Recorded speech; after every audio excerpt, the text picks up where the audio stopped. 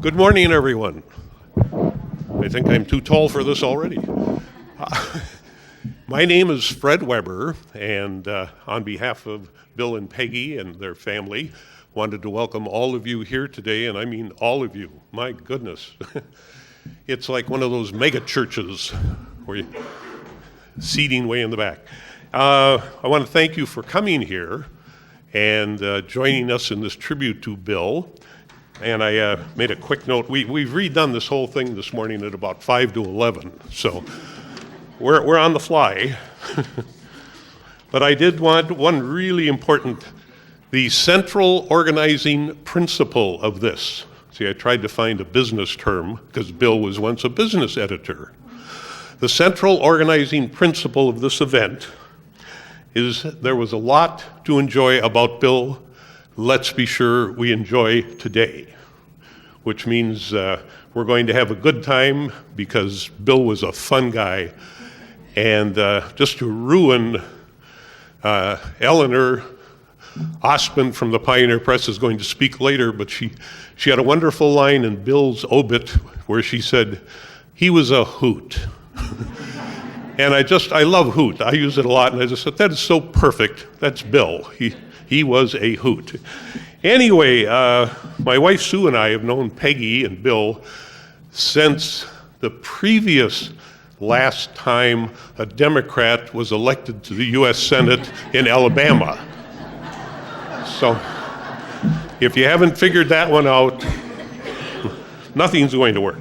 Anyway, over those years, we met all of the Farmer and Obsted family, and we're so happy to see them every time we could.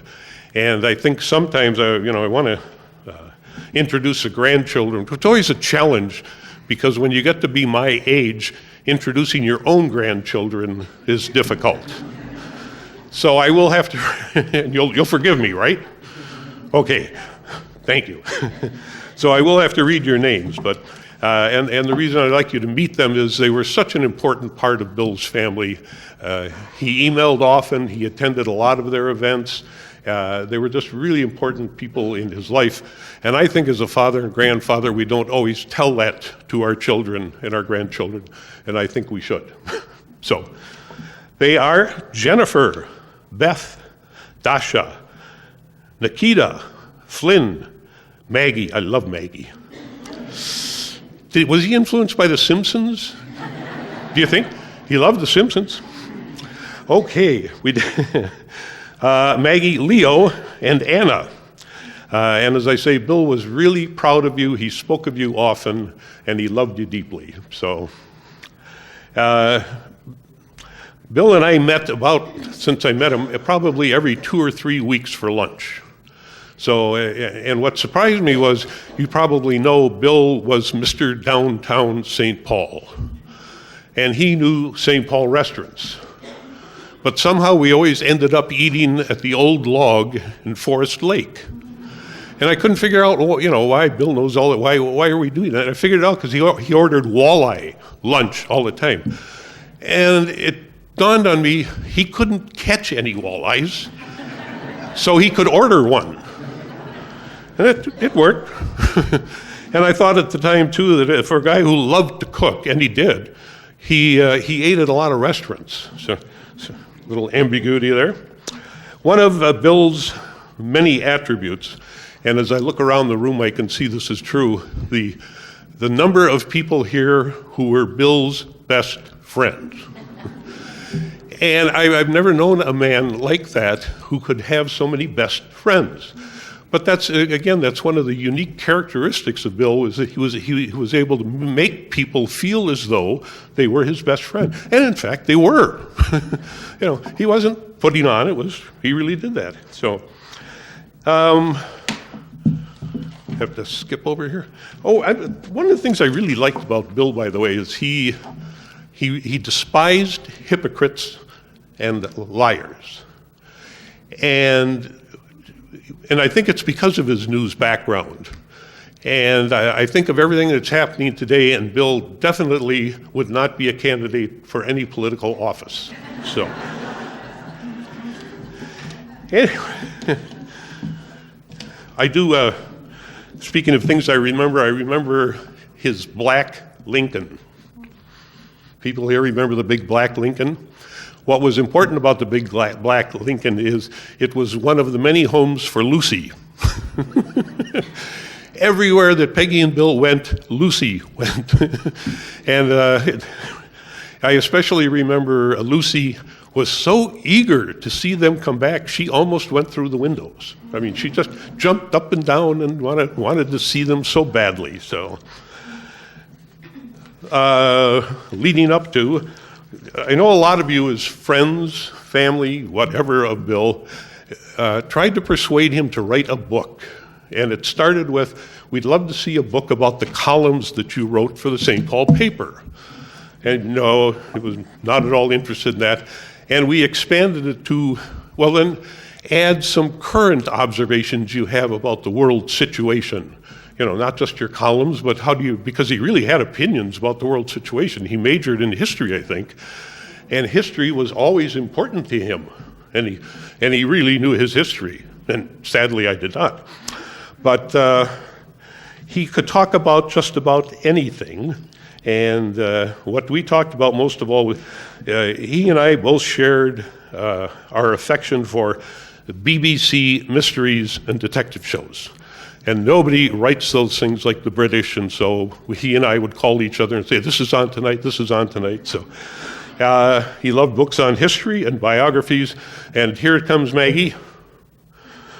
And The Simpsons. He loved The Simpsons. He especially liked Dr. Nicholas Rivera. How many people here watch The Simpsons? Come on. Okay, he was known as Dr. Nick to his friends, and Bill would always find something of interest in what Dr. Nick did on any particular episode. So there, as I hope you've already seen, there are so many dimensions to Bill. To get back to the book thing, he never wrote the book.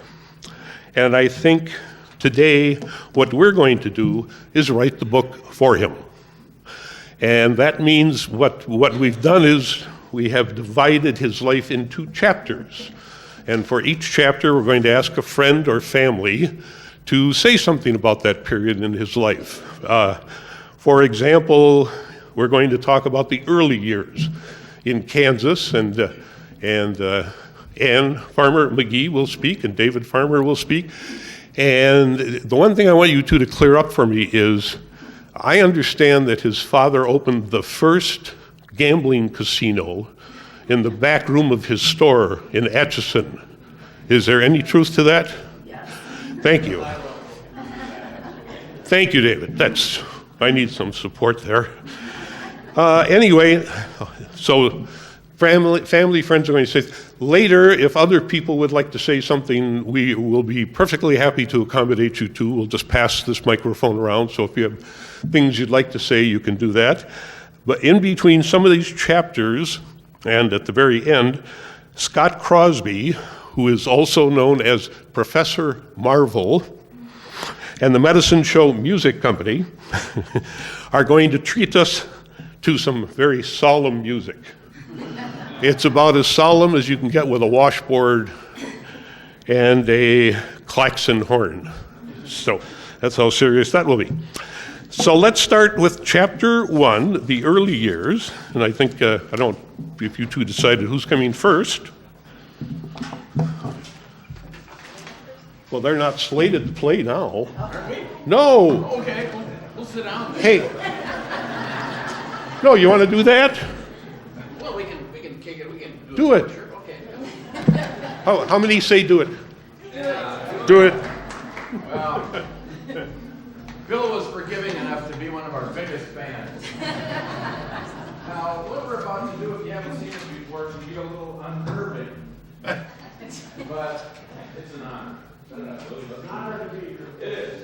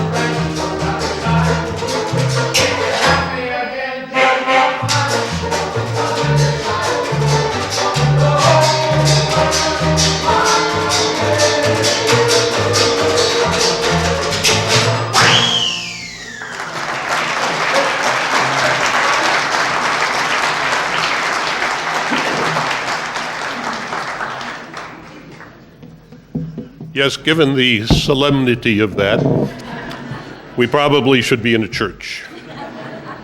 But thank you very much. Terrific, as always. So, have you who did you arm wrestle? Who won? I did. You did. Okay. I'm the oldest. This. And Farmer McGee.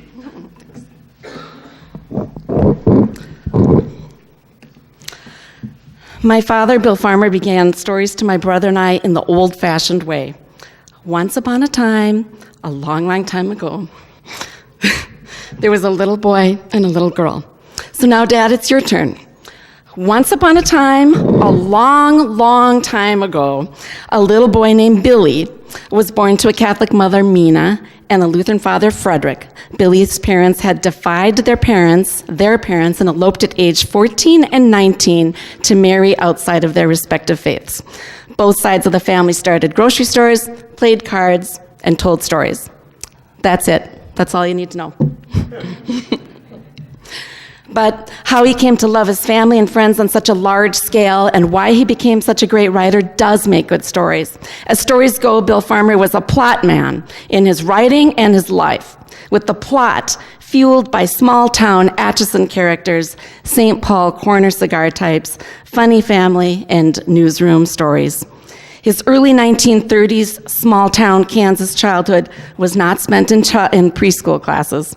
He told us of riding the countryside, carrying on about wanting to kill a cow the way he'd heard in a nursery rhyme. Grandpa handed him a big butcher knife, pointed to the cow in the fields, and said, "There, go kill a cow."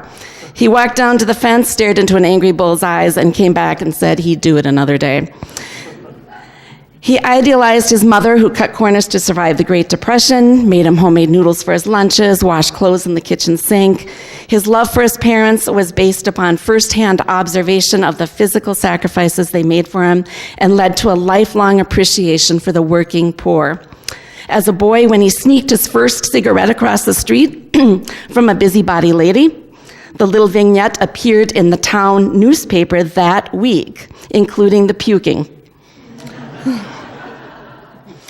Hijinks for little boy Bills left to their own devices included looking for Japanese planes to shoot down, getting locked up for real in an imaginary jail under some kid's house, obeying his cousin's orders to smuggle a dozen dogs into his mother's house to start a dog hospital.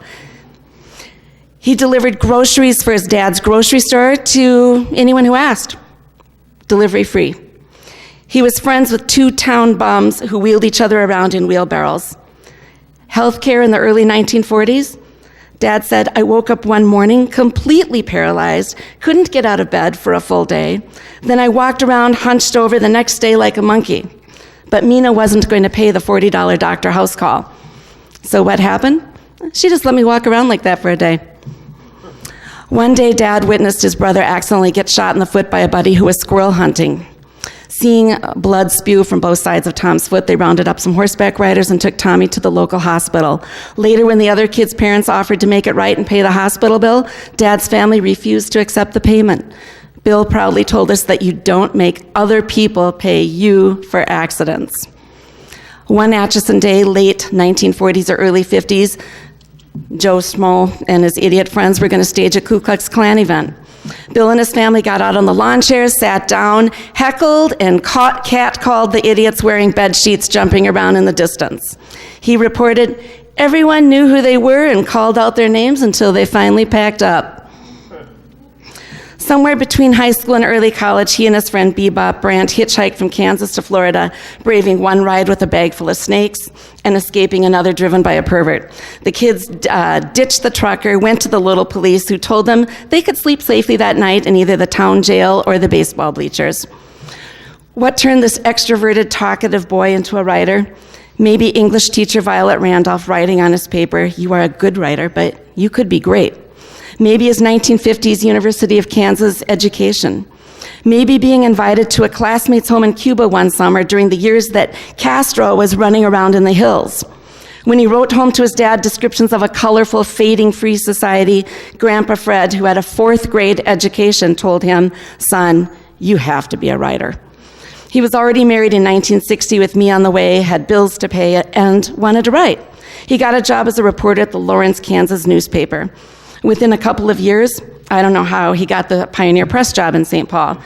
My earliest memory is the drive from Kansas to St. Paul at age 3, bouncing around in the front seat of some big aqua roadhog with enormous fins. This marks the end of his early idyllic years in Kansas and the beginning of my first memories of him. What to keep, what to cut. This is how he did it. The stories I keep show a writer who is different from other dads and from a lot of other writers. Other dads were glum going to work. Mine was gleeful. Other writers think that ordinary happy times are not interesting or unique. My brother's dad thought that they were fascinating and hilarious. My dad was also a workmanlike guy, and this is what he did as he pounded away at the old Hunt and Peck typewriter, and the office floor was filled up with snowballs of paper like that. He decided to take jobs that paid the bills to support his family, even when more glamorous opportunity beckoned. He came home from his night shift copy editor job exhausted, flopped into bed around the time the milkman dropped off his glass jugs. He continued in later life to insist that people should work to support themselves, and being a creative type was no excuse to get out of it. Our family Sundays found the papers spread around the living room floor, and we loved stories about the storytellers, like the crime reporter who took up with the murderer's wife, the late-night editor who took a fright when his arm fell asleep and he woke up knowing whose strange hand was laid across his chest. While other dads read bedtime stories, ours made up his own Toby the Whale series, complete with song. Even with kids, he knew his audience. Turned the ordinary into the extraordinary. On a walk with him in the mid-60s, a tiny remote control boat on Lake Phelan would turn into a ferry boat driven by a leprechaun. Next, Dad would goad the kid to try to catch the boat and get the gold. Just another walk around Phelan with Bill Farmer. His tales had my brother digging up Vikings runestones in our backyards and both of us sitting on ostrich eggs each day after school trying to hatch the ostrich egg. He got it at Como. He behaved sometimes the way a kid would if just given a little authority. Of course, if you could get away with it, you would pretend to be a mannequin in a store window, wink at the little girl, watch her go insane trying to convince her mother that the mannequin is alive, and then write up the whole thing for the paper the next day. He kept a childlike eye for adventure throughout his whole life, and his grandchildren are grief-stricken at losing the most joyful grandpa ever. The other part of my dad that made a big impression in his early years was church. Believe it or not, he was the young adult Luther League leader at the Lutheran Church in East St. Paul in the early 60s. He kissed my brother upon his baptism, and on Christmas Eve read the nativity stories out of the King James Bible. Throughout his whole life, he was fond of the Will Rogers quote about Jesus. People pay so much attention to how he got here and how he left here, and not enough to what he said and did while he was here. My father, Bill Farmer, David's father, all of our fathers, told the truth, sometimes to a fault. He did not think that the truth was a point of view or a narrative. Being truthful to him extended to transactions that other people viewed as trivial. I overheard his end of the phone conversation the first time an editor dared to offer to pay him billable hours for a freelance story. Submit an invoice for the number of hours you worked on the apple orchard story, he was told. You mean if I'm half idiot and it takes me 20 hours, you're going to pay me more? Yes. Well, my dad said, if someone's going to lie, you do the lying and you write it up. And so he kept on writing quickly and well and looked out for those he loved. He loved Peggy, his 8 grandchildren, friends, and family, and relished their stories from long, long ago and 2 weeks ago.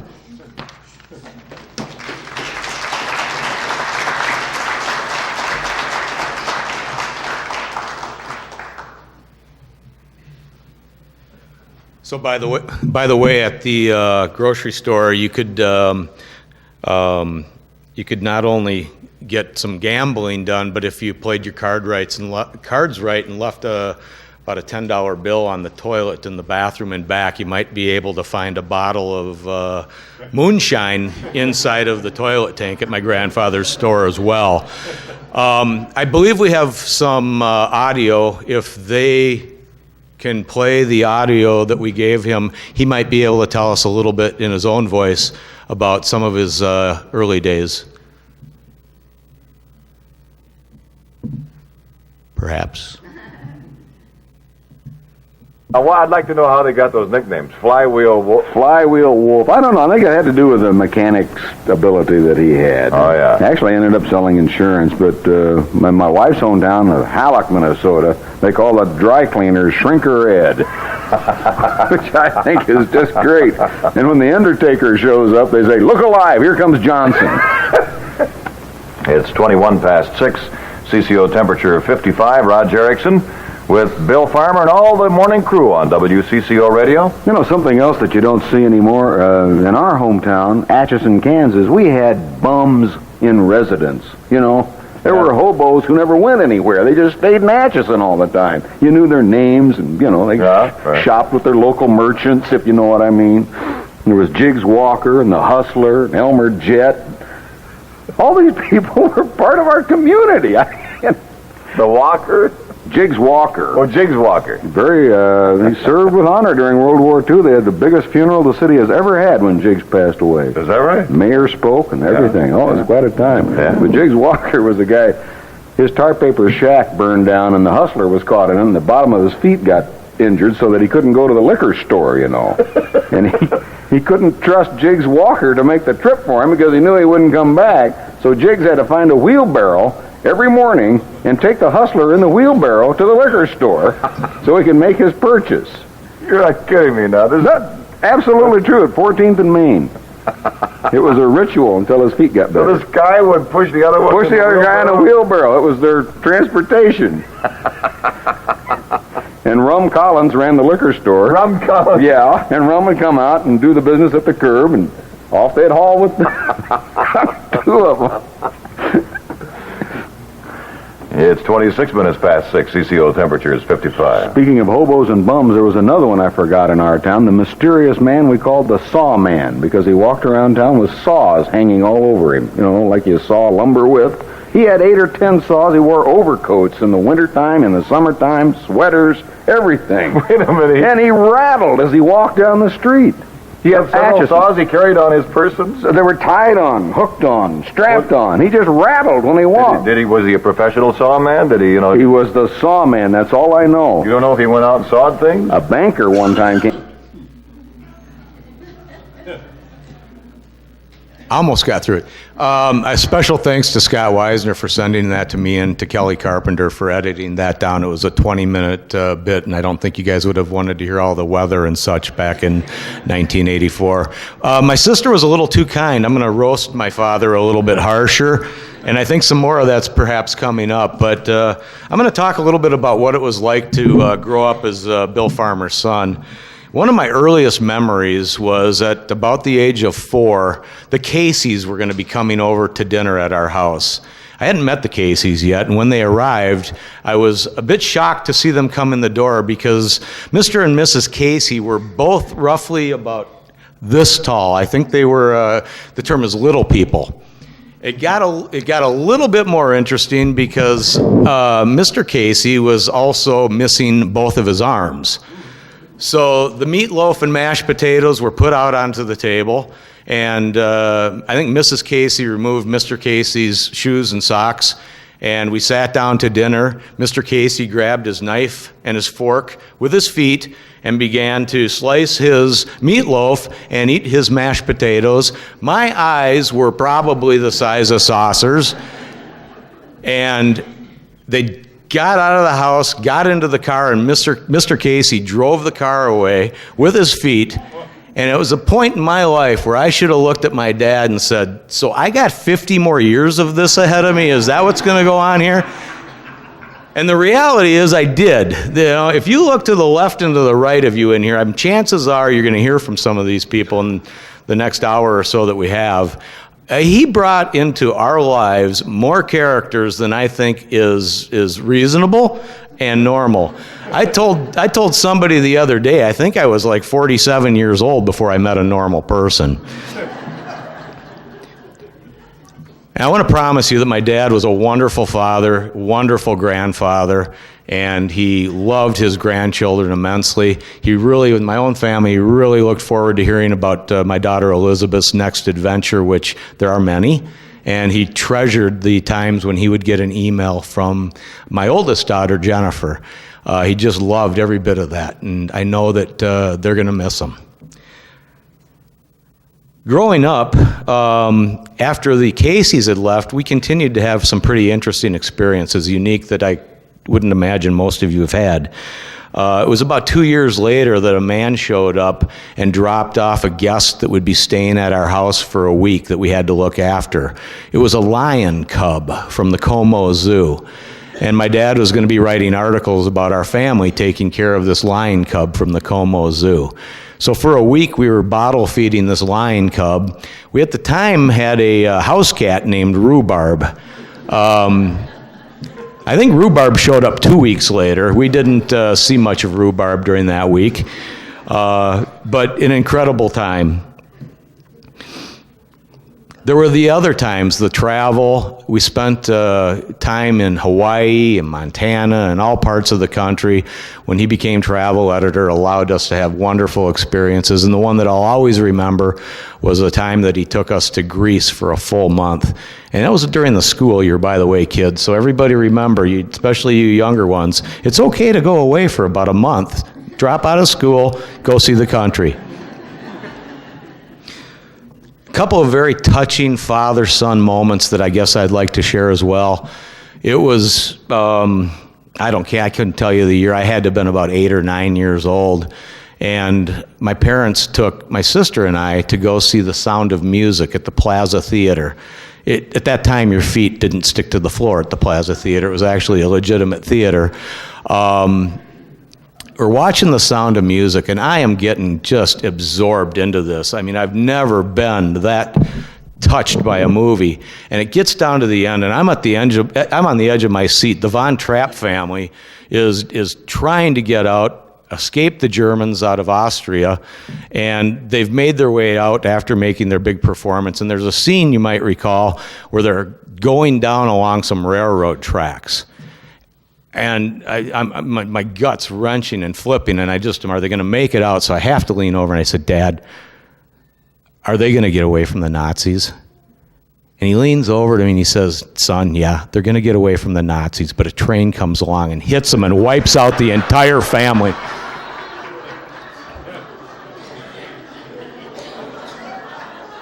The next 15 minutes, he was in the plaza bathroom with me as I vomited into the toilets. I was so upset.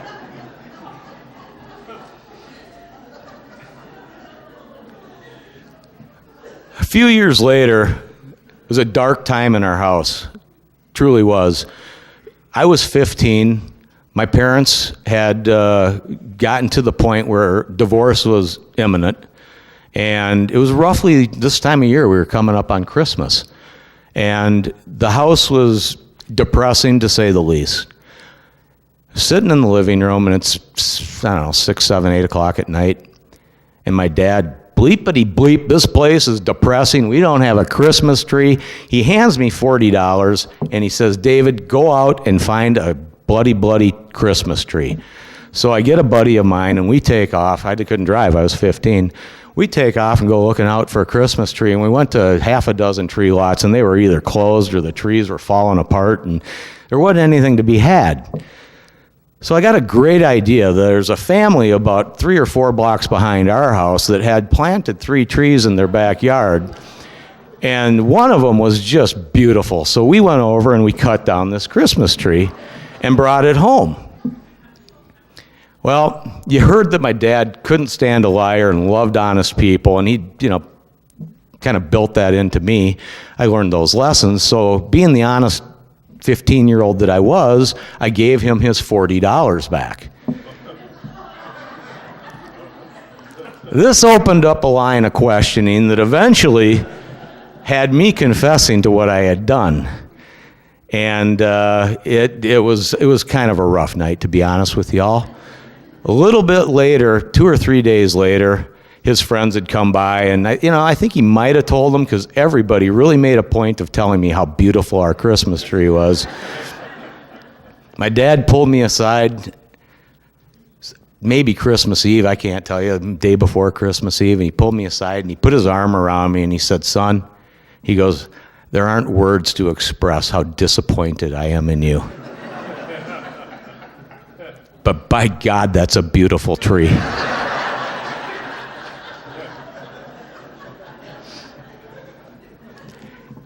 He kept his humor all the way through to the end. And, one of the conversations that I had with him here in maybe 8 or 9 months ago, when he was, and still in fairly good health, but before he'd kind of fallen in after the more recent stroke. And I decided to start razzing him, and I said, Dad, and these are all true. I said, at the age of 3, you gave me a little car that I could drive, right around down the streets and such, and we lived right off of Arlington in St. Paul. It was a busy street, and my parents didn't even look out for me. They just let me ride up and down this busy street in this car with my friend Peter. He had one just like it. At the age of 6, I ran away from home. I went up onto Keller Golf Course and spent the entire day up there. Nobody looked for me, so I finally got bored and came home. When I was 11, I came home from school one day, and he had told me that a friend had called and wanted to take me fishing out on Lake Michigan in a canoe. So he took me, I had to go pack a bag, and in 15 minutes we were on our way to the airport. Sends me to this fellow's house that we'd met once, and they took me out on Lake Michigan fishing in a canoe, salmon fishing, and it was a wonderful time. We had a great time. I said, you didn't look out for me then. Little boy, we were down at a family friend's farm in Iowa. Him and the gentleman's name was David Stewart, set me on a horse. I couldn't have been 3 or 4 years old. And they went into the house and started drinking beer. The horse kicked the gate open and took me on about a 3-mile ride down through Waverly, Iowa, all by myself. And they eventually decided to come and find me. At the age of 15, my sister had gone off to college, and my mom and dad took a trip to Europe. They left me home alone for 2 weeks. And I can't tell you how much fun I had, but we had a really good time. And I even drove their cars when I didn't even have a driver's license. So I confronted my dad on all this, and I said, Dad, you never kept an eye on me. And he says, you're just finally now figuring out we were trying to get rid of you? At age 32, grown adult, he and I were working together with the MSP Airport News, which if anybody here is young and is considering working with your father, my advice would be to find something else to do. We got an opportunity to go to Holland. Now I'm growing up. Our hotel was within a block of the red light district. We had opium dens and all kinds of other entertainment distractions available to us there. And there's never been a point in my life where my father was looking after me so hard. I couldn't get 2 feet away from him. I'm going to wrap up with one final story that I heard it and it just cracked me up. My dad, I believe it was 1976 or thereabouts, had gone to the governor's fishing opener, and Wendell Anderson was the governor. And he was living high on the hog in his career at this point in time, and with some folks. Nobody in this room admits to having been with him, but there might be one or two that were on the scene. I'm not sure. He was in the back of this Cadillac, and he had a glass of scotch in his hand, big cigar in his mouth. It's back in the days when this kind of happened. And they're flying down the highway, going over the speed limit. My dad's sipping his scotch, smoking his cigar, and the highway patrol goes flying by. It's time to panic. My dad takes the glass of scotch and throws it out the window. He had forgotten to roll the window down. The highway patrol made a call back to Governor Fishing Opener headquarters, and Wendell Anderson said, "Tell those guys to bring that car back and park it, and let's be done with this nonsense." Thank you very much. I do appreciate everybody coming here, and I really look forward to hearing all the stories about my dad. Thank you.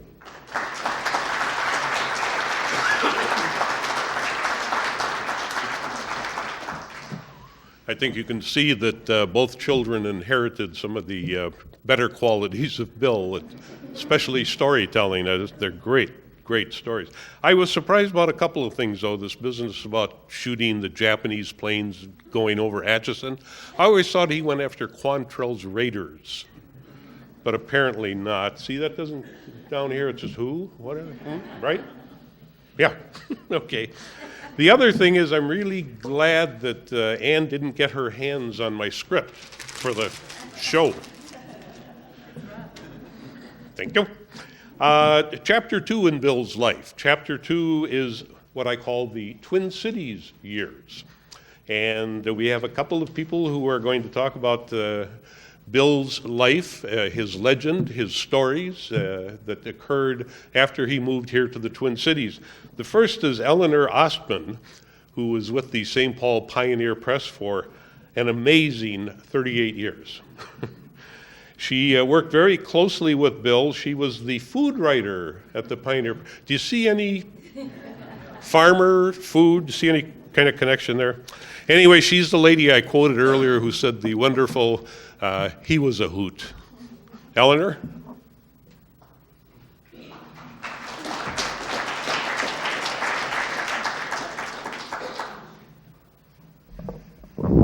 Well, I appreciated the musical interlude. The last time I heard you guys was at a party at Bill and Peggy's house. And David, you are a reincarnation of your dad. It's just wonderful. Well, as was mentioned, I worked with Bill at the Pioneer Press for all of his tenure there. And it was during the glory days of newspapering, and Bill was one of the glories, I want to tell you. Great guy. I have a favorite story about his coming to St. Paul. He came up to interview at the newspaper, and he called home and said, "We've got to move to St. Paul. This is the greatest town. They're dancing in the streets. They're drinking beer. We got to come." So he took the job. And when he arrived to begin his career at the newspaper, things were kind of quiet. And he wondered what had happened. And then he realized that he had come up to interview on St. Patrick's Day. And he had to wait a whole year for things to get wild again. He was such a funny man, and I loved reading his columns, never missed one. They were laugh out loud. I particularly remember one he was writing about an anvil salesman bemoaning the weight of his sample cases. I mean, it's just hysterical. But he was totally zany. You just never knew. I remember once he dressed up in a gorilla costume and came through the newspaper, kind of like this. And he came into the women's department and picked up a little diminutive lady from Stillwater named Betty Roney, who was our social writer. And he threw her over his shoulder and went lumping through the newsroom. I wish Betty were still alive. I'd like to have her memories of that day because I'm sure she was terrified. And then on every Pearl Harbor Day, he would run through the office after the only Asian guy we had on staff. And maybe he had a baseball bat, I don't know, but he'd be yelling, "Tora, Tora, Tora." Well, that Asian guy was Ben Chanko, and he's from the Philippines, which I think was not an enemy during World War II. But he could always count on being chased on Pearl Harbor Day. Bill would often bring in his sidekick, Glenn Olson. And I hope somebody's talking about Glenn Olson today. What a crazy guy. And the two of them would go around, Bill just escorting Glenn, who was probably dressed in his waitress costume. It was too funny. And then some of my colleagues, former colleagues who are here today, reminded me when I arrived about the time that Bill decided that he was going to tell Bill Deal, who was our movie editor and who had the tiniest of offices. It was about the size of a closet. And Bill convinced Bill Deal that they were going to put a mezzanine above the office, which would make Bill Deal have to never stand up straight in that whole thing. It was my pleasure on many occasions to have Bill and Peggy at our table at home. I remember when they were first married, I gave a brunch. Roger Erickson and a lot of the WCCO people were there that day. And it would, just like you heard them on the radio, they just bantered back and forth. And every year for a number of years, my husband and I would give what we call our dream entree New Year's Eve party. And everybody had to bring for the main course, I did all the other courses, but for the main course, they had to bring what they would order if they were in the fanciest of restaurants. And I think one year, Peggy, you and Bill brought live lobsters. You remember that? And I don't think they stayed in the cooking pot long enough. But somebody else who was there at that night said by that time we'd had so much wine, nobody cared. It was a good thing that Bill was on WCCO radio because more people, other than readers of the Pioneer Press and Dispatch, got to understand his humor.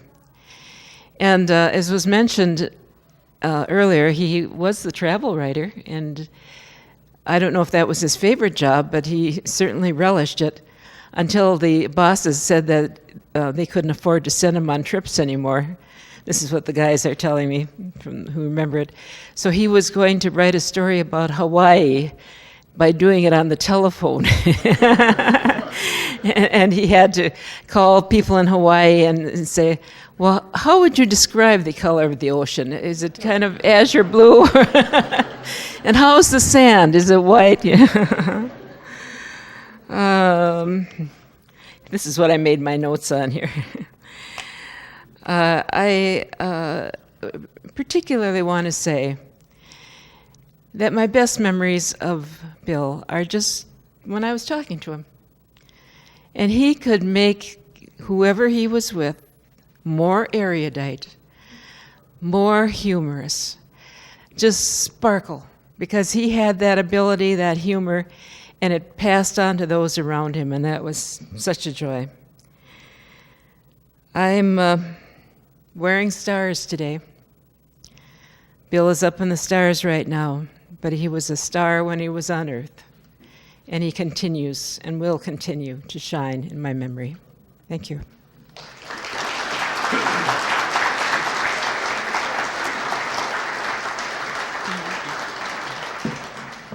Thank you, Eleanor. For me especially, it was good to hear about those years because I didn't know Bill then, and especially your comment about when he would meet somebody or just sit down with somebody, how close people would come to him in just a short encounter and would go away friends. It was just unique. Eleanor mentioned WCCO Radio. We are going to play something from WCCO Radio, but we need a musical interlude. Cue. Have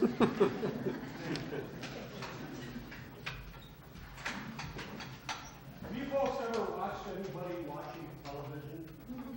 Kind of strange, actually. They're sitting on a sofa or a chair and they're just... I remember when I was a young boy, we used to have a big old console radio in our living room.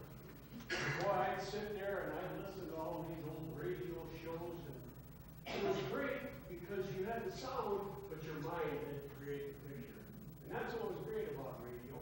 And this next song is actually called Radio.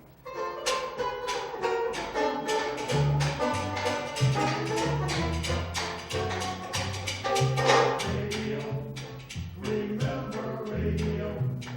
We sit and close our eyes, and you come imagination, holiday, history of our subject.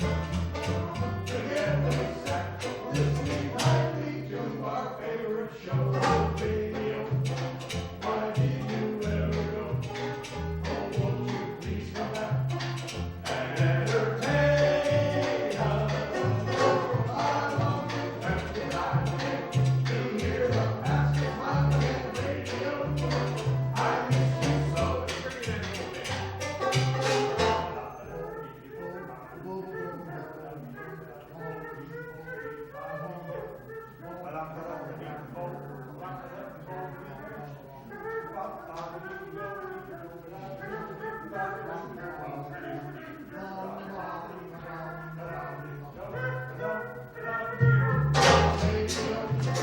Why did you ever go?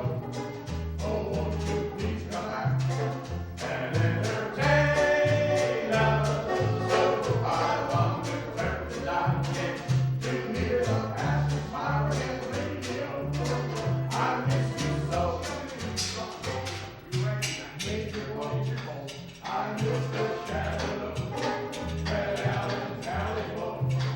But after a Duffy's tavern, elephant, then we went and chocolate syrup, the whistle, and those shivers are spine unforgotten. I wish that you were on Jack Armstrong and Mark, Amos and Andy. Oh, I long to every night again to hear the passion smiling in radio. I miss you so, yo, yo, yo, yo, yo, yo, radio. I miss you so.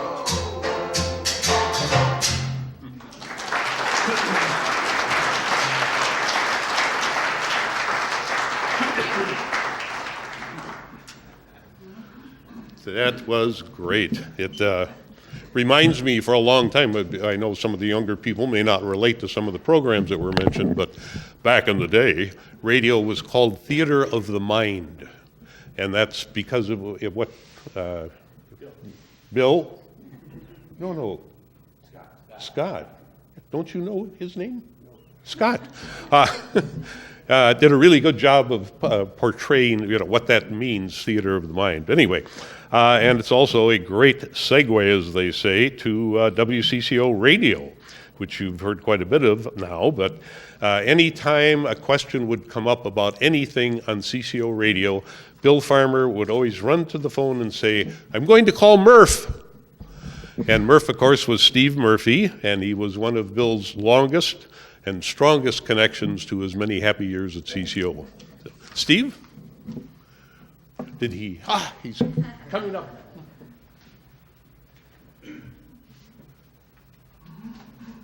Boy, Major Bose, that's before me. Man, oh man. Well, this is the book of Bill. Chapter 2. Bill Farmer, the funniest man I ever knew, was co-host of WCCO Radio's Top of the Morning show for several years, beginning in 1981. He shared the microphone with CCO legend Roger Erickson, who passed away just 6 weeks ago, and who loved working with Bill, greatly admiring his gifts for comedy, writing, and storytelling. Now forgive me, you heard part of this clip. Mine is different, but I had to play this too. One August morning in 1984, Bill recalled the many characters he met growing up in Kansas and the funny descriptive nicknames that they had. Before 7 o'clock, 55 degrees, high today near 80. All the nicknames from my hometown. Skunk Man Bauman, who ran the rendering works down the way. Now, these aren't made up now. These are real nicknames. This all started earlier when we heard about Oil Can, what's his name, Ray Christensen? Oil Can Boyd. Oil Can Boyd, who beat the Twins last night. And we think we could get back to more nicknames. You bet, like Rum Dum Rendum of Atchison. Is this, now are you Dinger Willis? You putting us on, were these real names? Dinger Willis, Army Anderson, Flywheel Wolf. How did Army Anderson get it? Bebop Brandt. Bebop has moved up to the Twin Cities. Really? Yeah. Bebop Brandt? He works for an airline. Remember you telling me about, was it Army Anderson, the guy that got in the poker game? Well, it was a dice game, and he was one of the local hobos. He lost everything. The last thing I saw of Army Anderson, he had even lost his clothes. And he had taken a piece of tar paper and stuck his head through it like a serape and was running down the Missouri Pacific tracks, never to be seen again. Completely cleaned out. Absolutely cleaned out.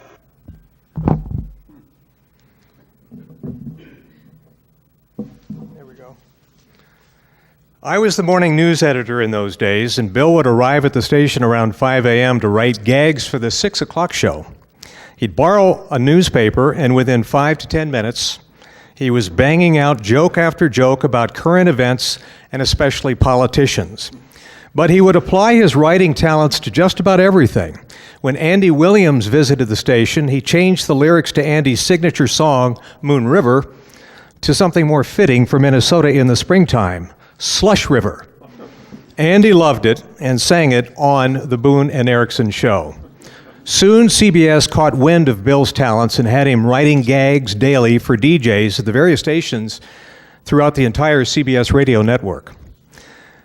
My favorite of all the Bill Farmer bits on CCO was just after Christmas one year when he took note of all those old, brown, dried-up Christmas wreaths that would stay up for months and months on people's front doors. Taking a page from the DNR's deadlines for getting fish houses off the ice, Bill announced a deadline for taking down Christmas wreaths.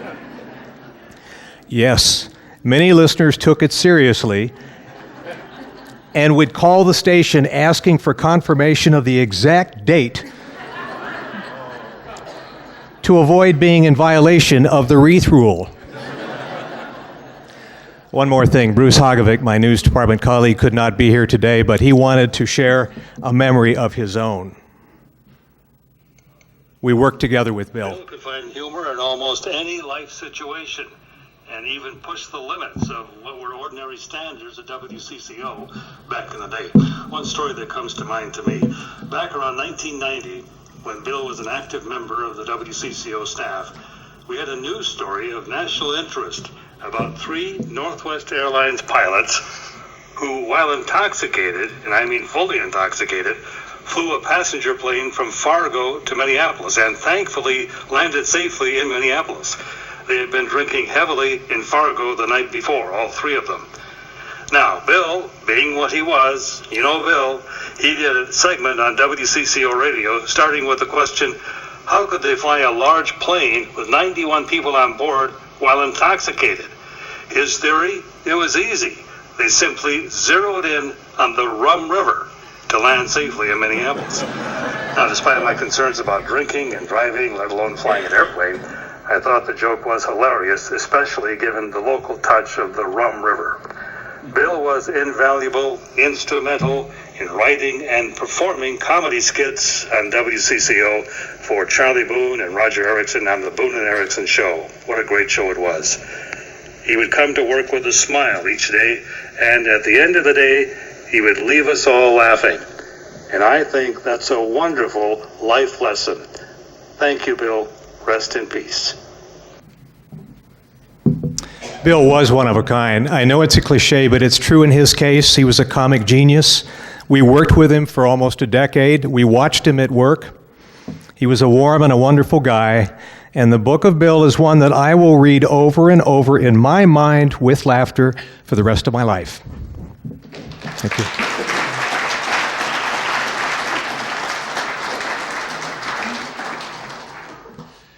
Thank you, Steve. I think people can see why Bill's years at CCO, working with people like you, were among the happiest in his life. So, we're moving now to very dangerous territory. This is chapter 3.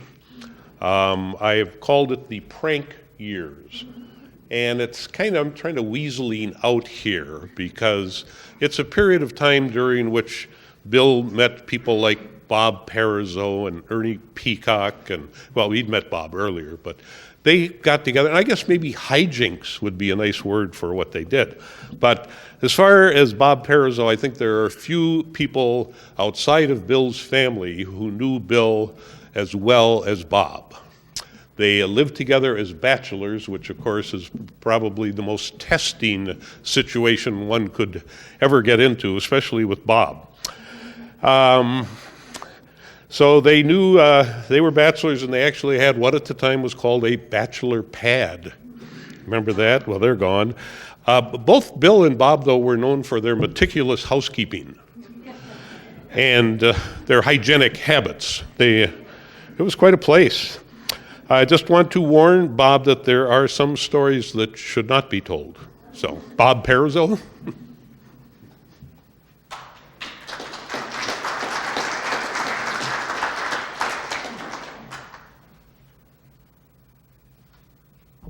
Well, I'm going to pick up a little Eleanor's story about Bill on St. Patrick's Day. Bill did arrive on St. Patrick's Day back in the 60s to interview for that job, and Harry Burnham, kind of fellow with a mustache and a cigar in his mouth and kind of a Nathan Detroit character, interviewed him and took him to lunch at the St. Paul Hotel. And walking over there, they see all these police cars with their our police motorcycles had good-looking women riding in the sidecar with them as St. Patrick's Day was having at its highlight. And Bill was really quite impressed by the fun of St. Paul. And being Irish himself, you think he'd caught on, but he thought that was the way St. Paul was all the time. So at the end of dinner there, Burnham said, "Well, Farmer, do you want the job or not?" And Bill said, "Well, yeah, I'd like to." He get one phone call to his wife back in Atchison and saying that he's going to take the job, and then they gave him $10 to go catch a cab to go out to the airport, and 2 weeks later he came back, and Bill said he was never so disappointed in his life as the town was deader than a doornail the rest of the year. And later on, I got together with Bill and a PR genius in St. Paul from American Bank, Glenn Olson. And Farmer wanted to get back on St. Paul for fooling him so bad on the atmosphere of St. Paul. So he wanted to do something to get back, and we came up with the idea of having an Irish tenor contest because the Irish all like to sing, and Bill being part Irish should have understood that. Anyway, he said, "Well, okay, we'll have a contest, and but let's call it the world's worst Irish tenor contest, and that'll expand the categories." So we did, and we had some names of Farmers knew I knew a lot of pilots that were like to sing. And I lined up to sing. I said, but the worst singer I've ever heard was up in Hayward, Wisconsin, where we go skiing. There's a mail sorter up there named Benny Jensen, a little 5'4" guy who always wore a plastic boater hat and suspenders. And I said, that guy was so bad they'd throw him out of bars up in Hayward for singing the high-pitched voice that just screeched when he sang. And he only knew 4 songs: Jambalaya, Your Cheating Heart, Please Release Me, Let Me Go, and Popeye the Sailor Man. That's his whole repertoire.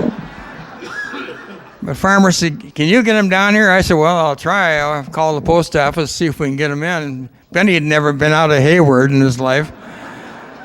And I had to give him a lot of instructions how to get there. We finally agreed to meet at the Ramada Inn by 3M Company as you came through from Wisconsin, and Benny could find that. So Farmer got out there early and put up a great big banner on the side of the Ramada Inn, "World's Worst Irish Tenor Tonight." And Benny showed up, and Farmer said, that's him? I said, that's him. He said, well, I want to hear him sing. There's a piano player in the lounge there playing, and I asked him if he knew any songs like Please Release Me, Let Me Go. And he said, well, we got a singer in the crowd. I said, yes, somewhat. And he got up to sing. He never sang into a mic before. And he ordered a gin and water wash to gargle with, and then started singing where he cleaned out the whole restaurant. There was just a screech, and Farmer said, he's perfect, he's perfect. We took him downtown, and Bill it was a quiet news night that night, and he had sent some news releases out about the World's Worst Irish Tenor Contest. And so KSDP decided it was a quiet night, so they sent a reporter down and see what you can do, take a cameraman with you. Well, they got Benny singing, and they laughed so hard when they put it on the air that night that they put it out over the network. Well, overnight, Benny was a sensation all over the country. And the Mike Douglas show called him up for the next year and flew him out to Philadelphia to be on that show. And I said, Farmer, you really made this guy's career. And he said, yeah, and I hope I haven't overtrained him. But he still only had the 4 songs. He sang them, and there was a guy named Feeney. It was Lawrence Welk's Irish tenor, was singing seriously about St. Patrick's Day just before Benny, and he sat down next to Benny on the dais, and then Benny went up and sang and went in one of these terrible songs. And people were laughing so hard that there was a guy, little Michael Douglas, what his name was, a little guy, a little black comedian that was on there, and he covered his head with a pillow and everything. He had Benny Jensen on that show twice, and so Farmer had a knack for developing people like that. But I certainly enjoyed my time with Bill. We were roommates, and the humor was something that I'll never forget. And I hope we all remember Bill, because it was quite a favorite of all of ours that knew him. Thank you.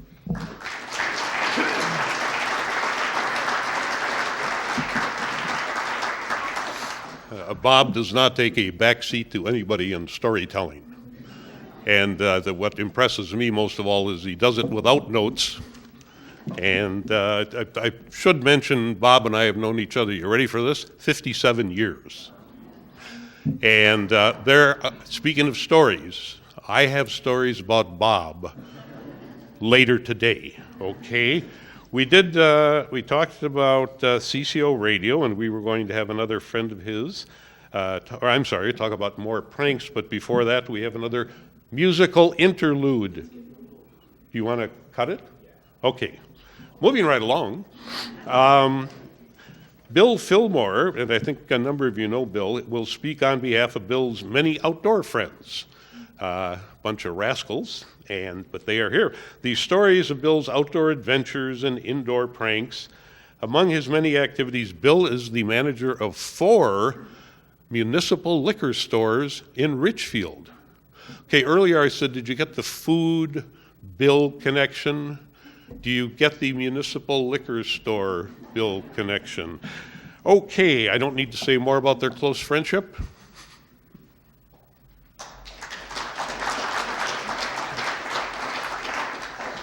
Thank you. Thank you.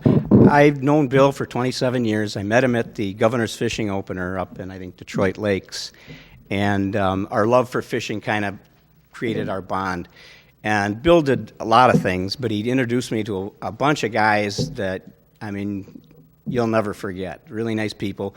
We've done a lot of fishing together. And Bill usually writes a letter after each fishing trip and sends it off to the people who attended the event and the trip. And I looked through it the other day in my office. I have all the letters that he wrote. I can't tell that here.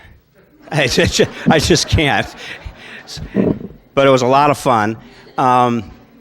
So Bill had the newspaper, and I was doing some advertising for the liquor stores with it. And I would call him up during the day, and a telephone call from Bill Farmer was like Christmas Day. You know, you didn't know what you're going to get, and it was always real fun. If you're having a bad day, talk to Bill, and he would cheer you up. But we did play some pranks. One of them I played on Bill, and for a while I felt really bad. I think he's forgiven me, but he was working at the newspaper, and he had purchased a bed for Peggy and him. I think it was for an anniversary present or something, a new bed set. And he ordered it from Dayton's, and it took a while. They didn't have it in stock, so they waited a couple months.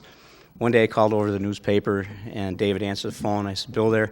No, he's waiting. He's waiting for Dayton's to come to deliver the bed today.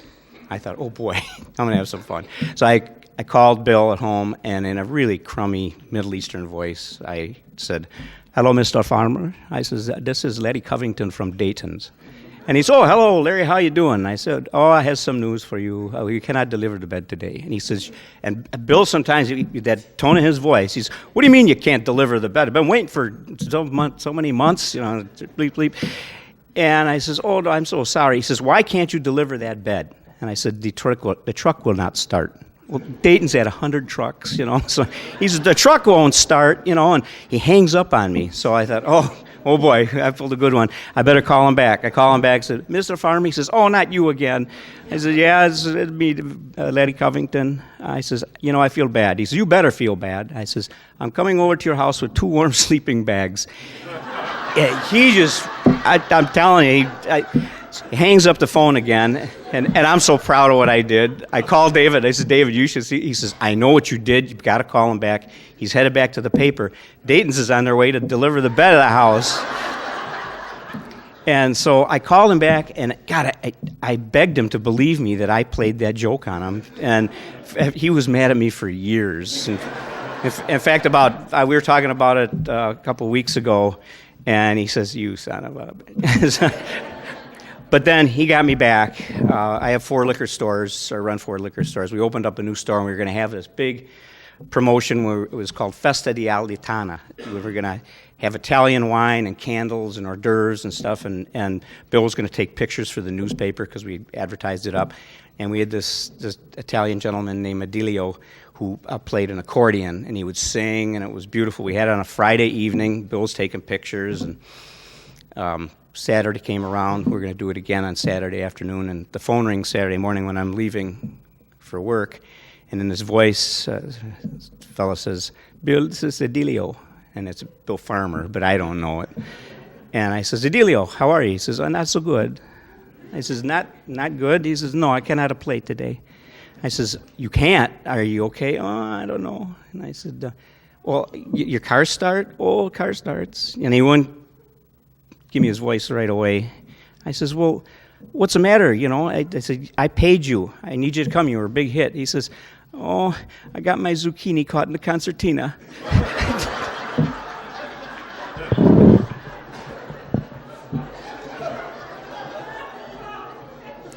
So I got some other ones, but I don't think I'll tell those.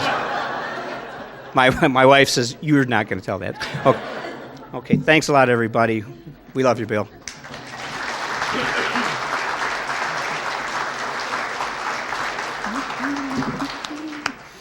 And what better to follow the prank years than what I call the years of reason. These would be the years that Peggy and Bill were married, and I'm going to ask Charlie and Tom to say some things about that period of time. I think rather than the years of reason, they could be called the sensible Peggy years. So, who's up first? Charlie, please.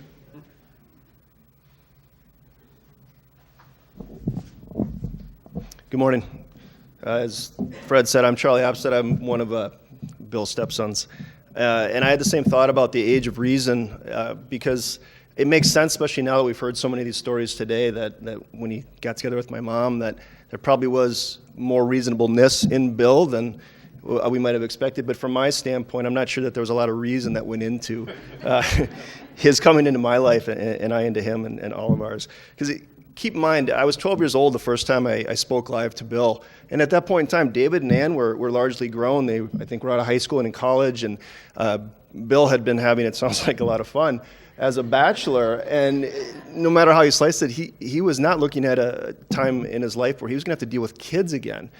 But he did. He took us into his life seemingly without any reason whatsoever. And if you think about it, grown children nearly, and all of a sudden he's now got, with apologies to my sister Merritt, he's got a somewhat rebellious teenage girl.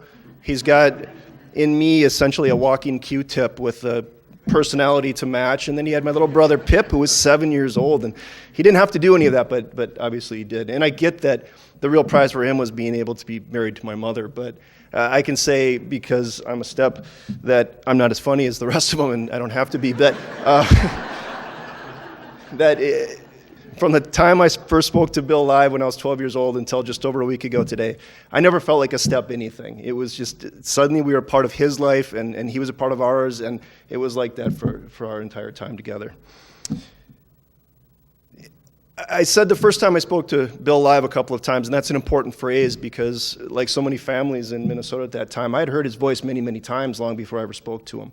We would listen to WCCO radio in the morning as we were getting ready, and we heard some of the funny clips, and I liked that even as a 12-year-old and before, a 10-year-old, listening to them with their funny banter in between the weather, news, and sports, usually in that order. And when I first spoke to him live, though, the phone rang at our house in South Minneapolis, and I answered it, and the voice on the other end, that wonderful radio voice that I can't do. I'll try, but I can't do it. All I heard was, "Is the nurse there?" And at that point in time, as I said, my conversational skills were not what you'd call honed. And so I replied, "Huh?" And he tried again. He said, "I'd like to speak to the nurse, please."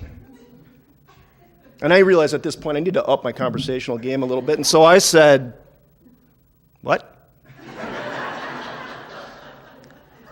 And he chuckled a little bit, but I could kind of hear in his voice he might be feeling like this wasn't going to be the most fruitful conversation of his career. But he pressed on and he said, "This is Bill Farmer, and I would like to speak to the nurse, please." And I thought, that's the voice. Of course, I know who that is. That's Bill Farmer. And then I also thought, Bill Farmer's calling our house looking for a nurse. And I couldn't think of anything to say back to him in response, and so I said exactly that. I said, "Nothing." And after a few seconds of awkward pause, he said, "Could I speak to your mother, please?" And I hadn't, up till that point, been able to put together WCCO radio personality Bill Farmer calling our house looking for a nurse, and my mother, who had been a nurse seemingly since her own birth. But he had asked me a concrete question, which I could answer, and I was happy about that. And he had asked, "Could I speak to your mother?" And I said, "No." And the reason I could say that with some confidence was she wasn't home. And Bill said, "Oh, well, okay, could you please tell her I called?" And I said I would, and we hung up. And I'm sure he left that conversation thinking, there's no way in hell that whatever it was I just talked to is going to give anybody a message. But I did. I gave my mom the message. I was quite excited about it. And I know it's not chronologically accurate, but it feels like to me from that conversation when I was 12 years old on that was the start of everything. We just became a family after that. And there was a point in time when they dated and then they got married, so I know it didn't all start right then. For me, it really did. So I wouldn't want to have to ever do this, but if I were going to boil down Bill for me in just a few different words, the words that would come to my mind would be, of course, humor. And Bill, we've heard it today, and if anyone hasn't gotten to experience all of his humor, I certainly did. He's one of the funniest human beings I've ever seen in my life. And the next one is words, and just beyond the humor itself, his love of and his mastery of the English language was something that amazed me from the moment I met him, and it still does to this day. And then there's the obvious. I mean, there was family and just in love and humility. But for me, the other two, and we've kind of already touched on them from other people today, but for me it was food, of course, and then travel, obviously. And so I'm going to share just one, hopefully brief story. There's a lot we could, because again, from when Bill married my mom, we suddenly were swept into this whirlwind life of travel and experiences and events and food and humor and laughter, the likes of which I could never have imagined before Bill came into our lives. Some quick background, and before I'm going to say that this one story is, I picked it because for me it's very personal. It was just Bill and myself together on a trip. And also, I like it because it means I'm now the only living human being who was part of this story, and so nobody can really check me on my facts, which I learned a little bit of that from Bill too. And at the point in time when we're talking about it, my mom's now married Bill, and I'm in my early teens, but we had never really been anywhere, ever.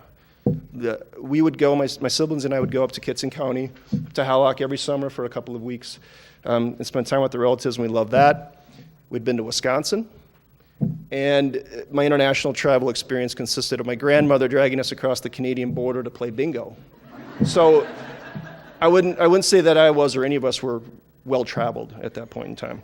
I'd certainly never been on an airplane before I met Bill, and I wouldn't until he took me on this particular work trip.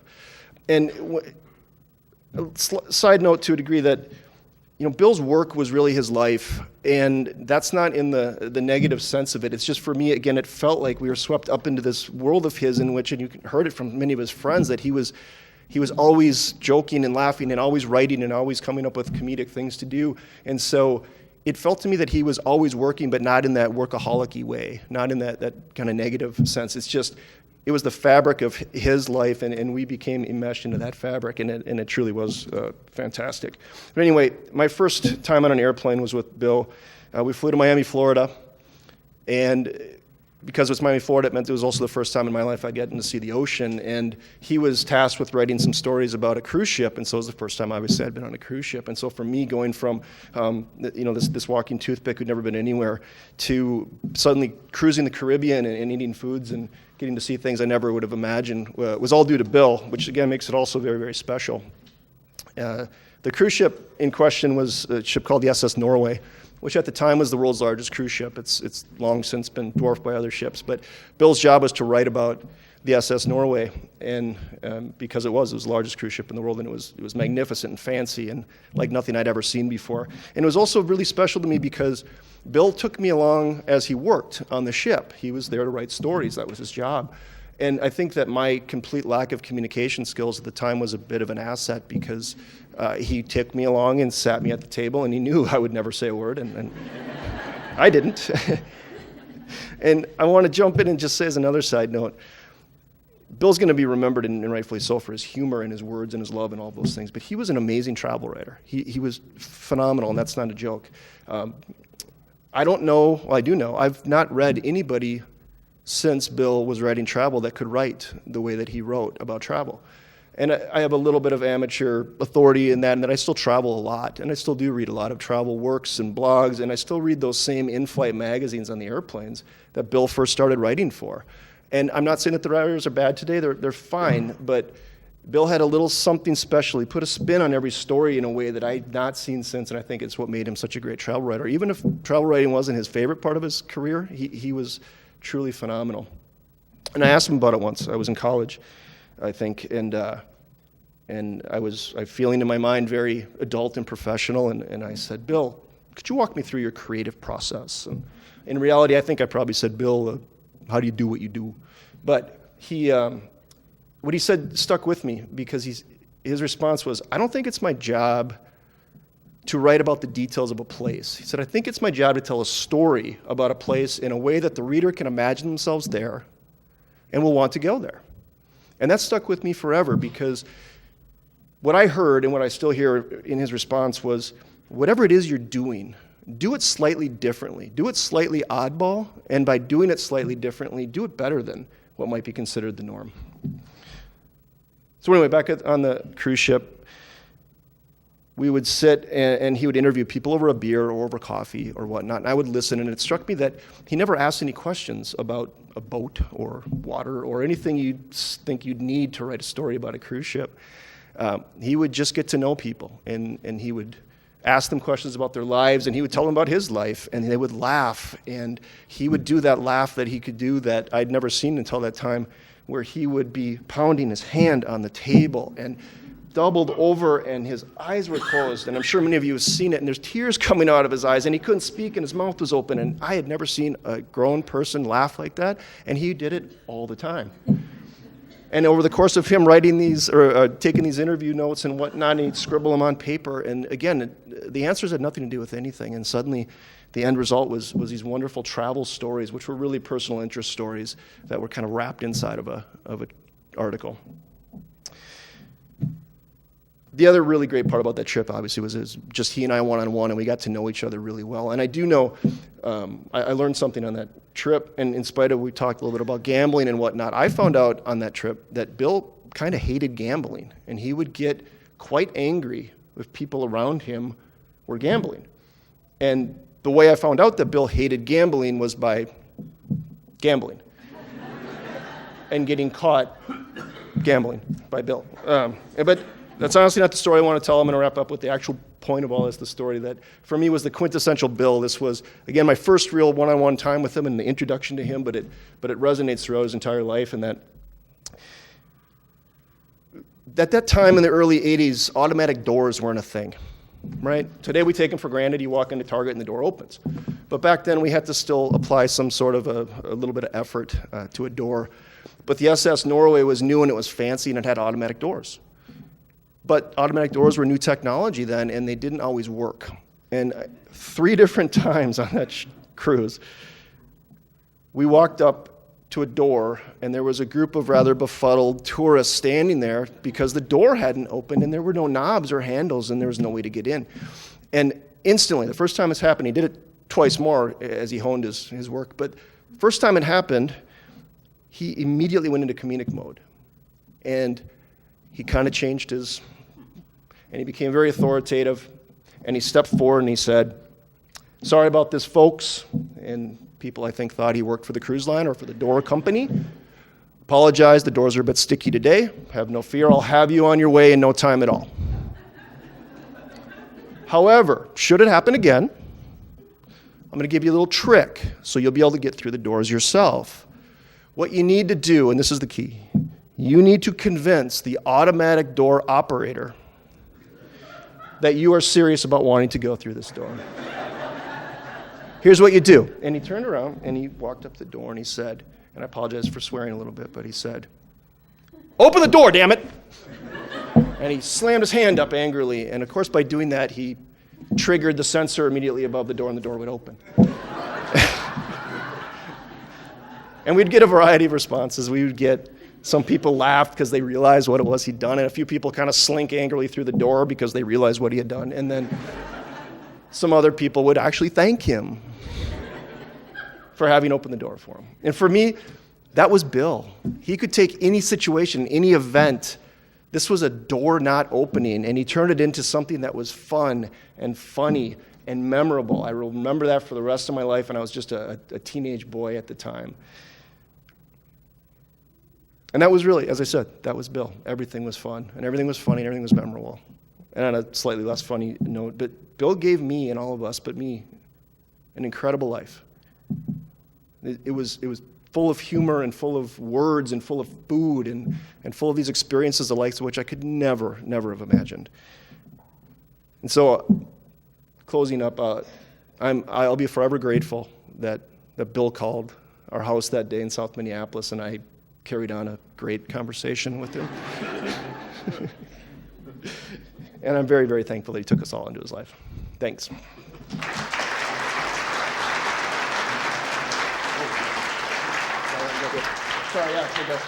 Sorry, and on a completely administrative note, we have a party planned for after.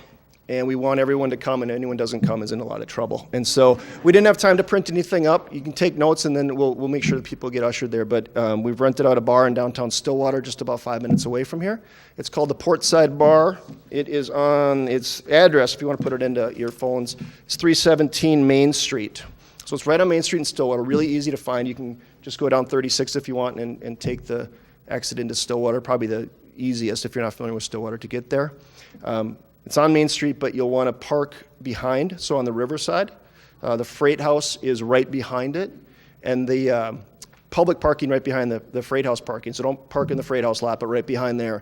It's free parking in the wintertime. So again, it's called Portside, and we're going to try to make sure everyone can come, but we've got some really good food coming in, an open bar. The band is going to play, and so we do want everyone to be there. So again, Portside Bar in Stillwater. Immediately after this, you can go. It's on the second floor. There is an elevator if anybody needs a little help getting upstairs. So we'll see you all there at 1 o'clock. Thanks.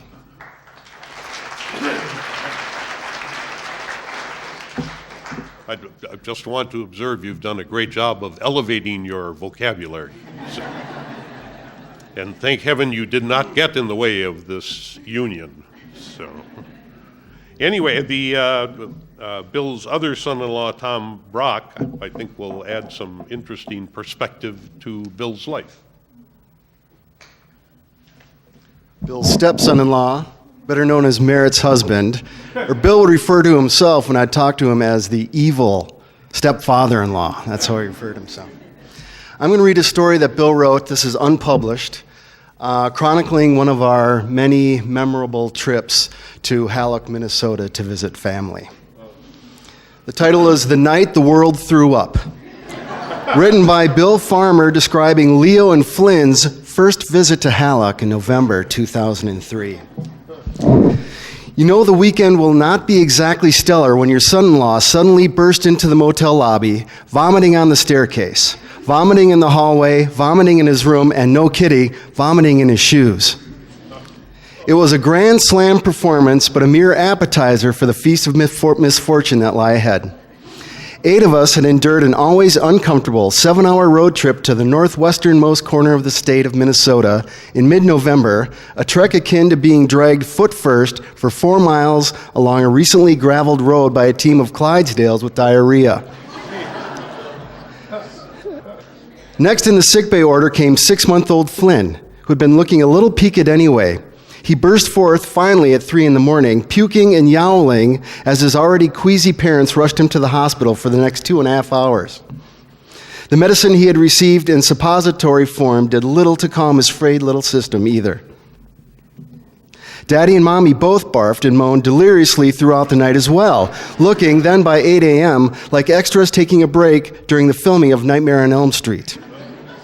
Great Grandma was next, hugely sick at 4 a.m., making trips every 15 minutes or so to fill the porcelain Barca lounger in the bathroom. Great Grandpa, who never does feel all that great these days, seems to feel almost left out by all this news of the impending plague. "Where are my pills?" he bellowed. "Where are my pills?" Unattended, he finally went into the kitchen to read the Grand Forks Herald. The whole purpose of the journey had been to acquaint and photograph the 2 new great-grandbabies with their great-grandparents. It ended up like an uncensored episode of ER. "It's got to be food poisoning," analyzed the only qualified medicine woman in the family, Nurse Peggy. "What did we all eat?" said her brother Dan, who had eaten everything within a 2-block radius and remained healthy as a colt. Well, maybe healthy as a dray horse at least. He tore into the refrigerator like a food inspector at a Legionnaires' convention, pulling out bottles of salad dressing and reading the expiration dates. "This salad dressing says March of '03. That should be okay." He didn't realize it expired in 1903. "Throw it out," I suggested. "Who had the turkey?" "I did, and I'm not sick." "Must be the ham." "Who had the ham?" "Are those potato chips fresh?" The Inquisition pressed on with the intensity of the O.J. Simpson trial. The phone rang. "Oh my God, Jessica and her little brother Ganola came down with it last night," announced the nurse. "It can't be food poisoning. They didn't eat with us." "Maybe it's the flu." "Who had flu shots?" Hands went up. "Maybe it was both the flu and food poisoning," I put in. That, like all my suggestions, wasn't even acknowledged. I took my hand down and went into the kitchen and read the Grand Forks Herald too. After all that, I had enough to worry about. The night before, I had left our 80-pound dog in the house of the great-grandparents while we all went out to eat. Big mistake. Psst, my wife psst at me. She does that a lot when she's really psst at me, by the way. What is it? I whispered. The dog destroyed the door in the upstairs bedroom. What do you mean? Go look. I raced up the stairs, bumping my head on the overhang as I always do, and opened the door onto a sight I hadn't seen since I had tossed a live grenade into my brother's room during one of our little tiffs. Splintered kindling covered the floor like tornado wreckage. The door had been clawed and chewed by the panicked cur to such proportions that you could slip a 25-inch color television set into the gaping hole. The mutt apparently had shut herself in the bedroom by accident and had gone stark raving ballistic. Shh, my wife shhed at me. She sometimes get shh at me as well. Well, clean it up. Put it in these bags. When you get up in the morning at 4 a.m., 4 a.m., why shh, she repeated. Put it all in the trunk of the car so Dad doesn't find out. I'll have to tell Mom, I suppose. Suddenly, we were like errant teenagers, shinnying down a drain pipe by dark of night, and we were in our 60s. The next morning, I cornered her brother. Here's some money, I whispered to him, stuffing his fist with 20s. The dog ate the door. Get someone to replace it when your parents aren't home. The dog ate he said. I explained all, then fled to get our luggage. We all met at the rather acrid-smelling hotel lobby, looking like Lithuanian refugees, huddling to avoid Stalin's army on its way to Leningrad. Sicklied ore, I think is the way Shakespeare used to say it. Gaunt, dark lines under the eyes, pasty complexions, defeated. I called the local civil defense to see if we could paint a red cross on the sides of the children's van for the trip home, but alas, I was denied. Yet there was a brighter day ahead. Actually, it was foggy and spitting outside, but we were leaving town for our jaunty little 7-hour, more like 8 as it turns out, voyage back to civilization. The van had 3 sicky doors and 2 healthies. We followed with no stricken victims other than the mangled door parts in the trunk. We stopped briefly to pass on our condolences to Auntie Beth, who had fallen to the blight overnight as well.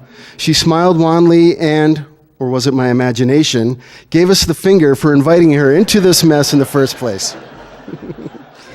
Oh, the joy of traveling back home with a carload of sick people, stopping at 2 p.m. for a hearty franchise restaurant luncheon of oatmeal and noodle soup, but not before Mr. Highway Patrolman stopped the van and issued our son-in-law, Old Pukey Shoes, a $45 ticket for speeding.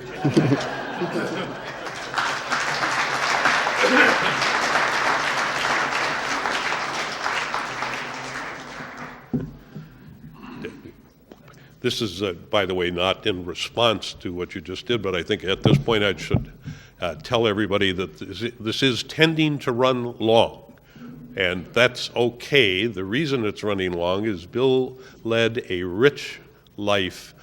There are so many great stories to tell about him that I think people should have the time to tell those stories. So there are restrooms in the back if you didn't notice them when you came in, and any other housekeeping duties that you need. The other we've done that, haven't we? Chapter 5, the recent years. And under the recent years, I have just fishing and technology. Under fishing, I have Brian Christ. Is Brian here? Where? Where are you hiding? Okay, wait, sit down 1 minute. In Bill's world, there is no higher praise than fishing buddy. He had many, but none more loyal than Brian. Perhaps Brian can provide some substantive proof about the ones that Bill claimed got away. Brian?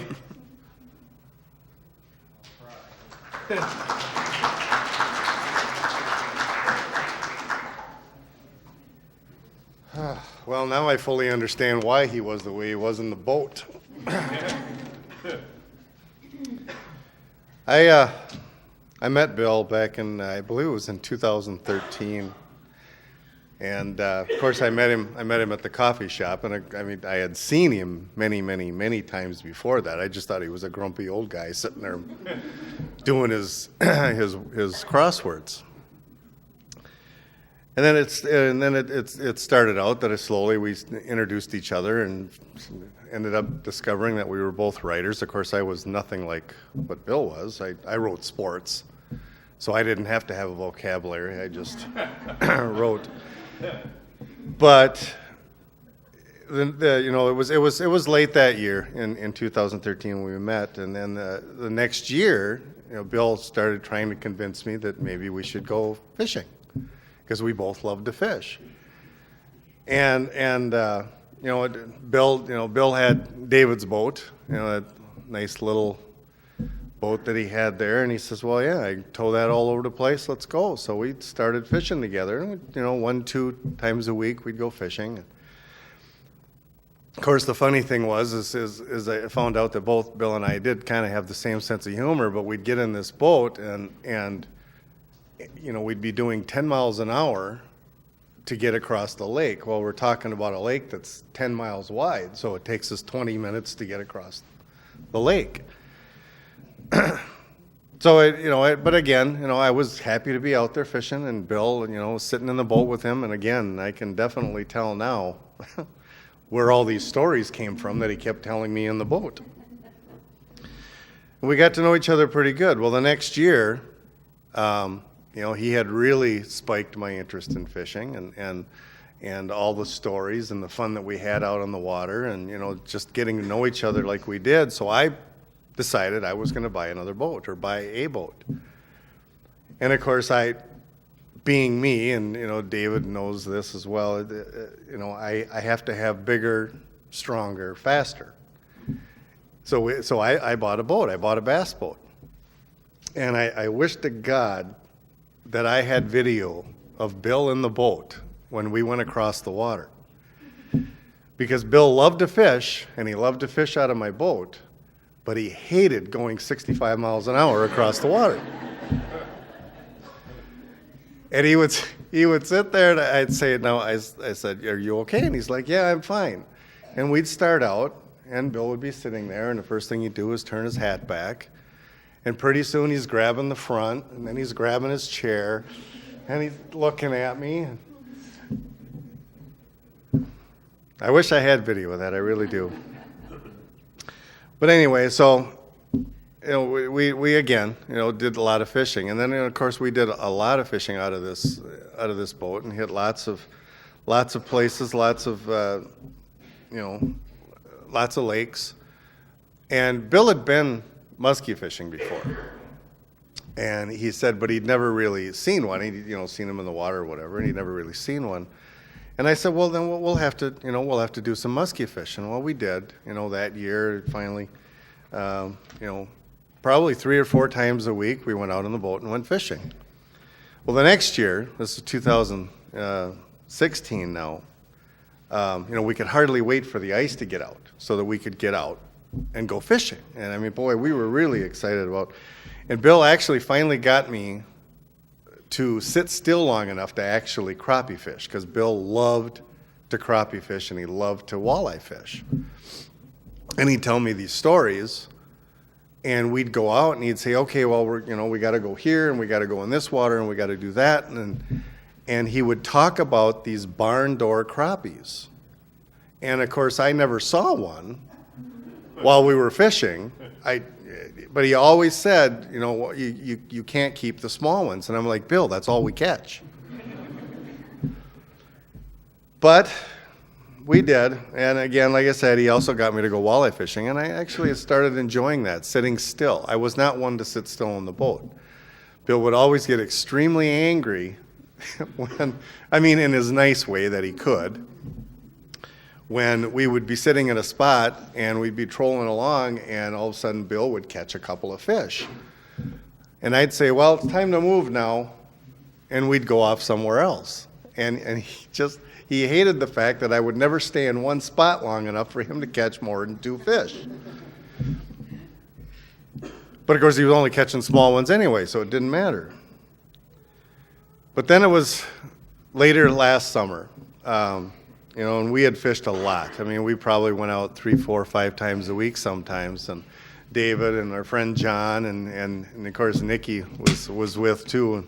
Once in a while, we went in the boat. Nikki can verify the look on Grandpa's face when we got going in the boat. Anyway, But late that summer, we decided we were going to go fishing on it, and I'm sure everybody has heard this story. Anybody that's talked to Bill, I'm sure they've heard this story, but I'm going to give you my version of what happened and not Bill's. We were fishing on Deer Lake. I decided that it was going to be one of those days where maybe I'd try a little muskie fishing.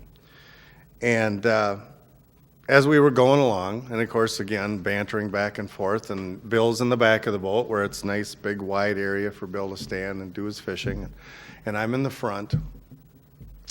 And all of a sudden, I hook into a fish that, I mean, this is the biggest fish I've ever seen, and I've been fishing for a long time. And I hook into the fish, and Bill's in the back, and I'm like, Bill, grab the net. And as I'm fighting the fish, and Bill is in the back, and he's trying to figure out what he's going to do with his pole, and pretty soon he can't get the net out, and he gets the net out, and of course you have to pull the net open, and he can't get the net open, and I'm like, Bill, grab the net. And I'm in the front of the boat. Well, of course, you know, Bill being in charge of the net, and I've never seen anybody move faster than he did when I got hooked into this fish. I got the fish played to the side of the boat, and I'm like, Bill, okay, just put the net in the water and scoop him up when I get him by. So Bill, of course, got the net. He gets it, you know, he's got it in the water. And I'm like, okay, now make sure that you get his head in first. And I'm trying to fight this fish. And I mean, like I said, it was a big fish. And he's in there, and he's scooping, and he's scooping, and he's scooping, and he's not getting the fish in the net. And I'm like, Bill, what are you doing back there? And he says, well, I'm trying to net the fish. I said, Bill, just net the fish. And I'm trying to fight it. Pretty soon the fish is... By this time, the fish is pretty pissed off, and he's starting to, you know, dive. And I said, Bill, so I get the fish back around again, trying to get him, and Bill's sitting there with the net, and he's still frantic, trying to figure out how he's going to get this thing in. And I said, and Bill, he starts yelling. He says, the net's not big enough. And I'm like, well, what do you mean the net's not big enough? Just get the fish in the net. I said, just get the fish in the net, Bill. Of course, I wasn't that calm. And he says, I'm trying. Well, finally, the fish takes off again, goes down under the boat, and of course, the line snapped, and I lost it. And of course, I calmly sat in the front and said, that's okay, don't worry about it. Actually, Bill said he's never seen me so damn mad in his life. And so Bill, of course, decides that he's going to, you know, as usual, put his positive, funny spin on it. He says, well, you know, technically you caught that fish. I said, well, what do you mean I caught the fish? I said, the fish is gone with my brand new lure. He said, no, I saw the fish. It was bigger than your net. That was, you caught that fish. And I'm like, Bill, you don't legally catch a fish until you get a picture of it. And of course, his story was always, no, you caught that fish. Well, of course, being the true fisherman that Bill is, and storyteller that he was, you know, and it was probably a good 50-inch fish. But every time Bill told the story, the fish got just a little bit bigger. And the way that we got it to the boat got just a little bit more exciting.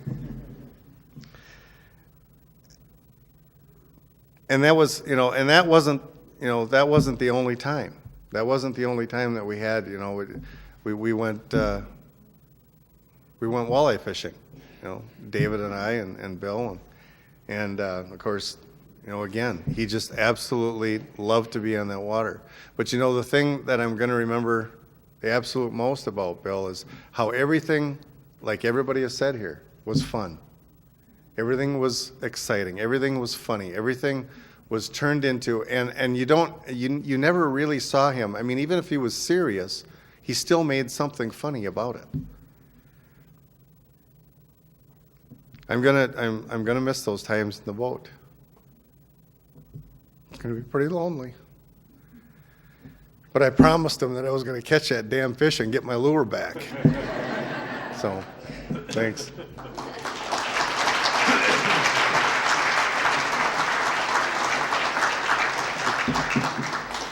Thank you. That, as one who never fishes, I now know a lot more about it. So, I had a section in this chapter. This chapter, of course, is chapter 5, the recent years, and I was going to have a little section in it that I called technology.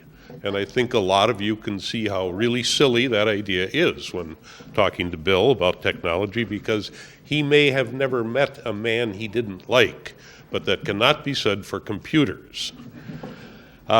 He did, and I'm going to cut this way down now, but he did it, finally he mastered emails. And just at the very rudimentary level, because he's a writer, he understood writing. What was amazing was, and especially for people who text now, even in his emails, the punctuation was right, the spelling was right, the grammar was right, even in his emails. So I have a whole bunch of them. I'd love to read them all to you. I started collecting these, by the way, more than 10 years ago. I just thought, he is writing such great emails, I'm going to keep these. And one of them is about that old, and I will read it. And it is one that he sent to me and Sue when we were, or to Sue and me when we were in California one time. And I'm going to read it not so much because it's about us, but because it is such a great display of his mastery of words and how to use them. Dear Webbers, oh, I can see it now. Fred dressed in checkered knickerbockers, argyle stockings to the knees, plum cravat and matching beret, Susan in her satin floor-length gown, feather boa, and heart-shaped sunglasses, puffing languorously on a foot-long ivory cigarette holder through pouting red lips. The two of you cruising along Sunset Boulevard in your cream-colored 16-cylindered Duesenberg toward crisscrossing searchlights that lead to the admiring throngs awaiting their arrival at some motion picture premiere. Meanwhile, the overalled farmer and his wife, Old Peg, gnaw on a straw and a corncob pipe, respectively, casting hollow stares at a cloudless sky that offers no respite for their parched and cracked plot of red clay. Oh, the injustice of it all.